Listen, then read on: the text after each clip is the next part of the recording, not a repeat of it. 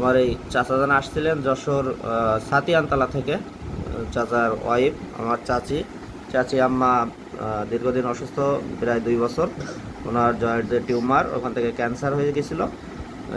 উনি ঢাকায় নিয়ে গেছিলো। কাকা ঢাকায় নিয়ে গেছিলেন? জি। ঢাকায় নেওয়ার পরে ওনারা বলে যে অনেক টাকা পয়সা লাগবে, কিন্তু আমার কাকা অল্প আয় করে, আমার কাকা ওইভাবে ঢাকায় নিয়ে যেতে পারেননি। উনি কাকি বলছিলেন যে আমি আল্লাহ যদি রহমত করে আমি নামাজ কালাম পড়বো, আমি বাসায় ট্রিটমেন্ট হব, বা আমি এভাবে বড় ট্রিটমেন্ট হতে পারবো না, টাকা পয়সা নেই।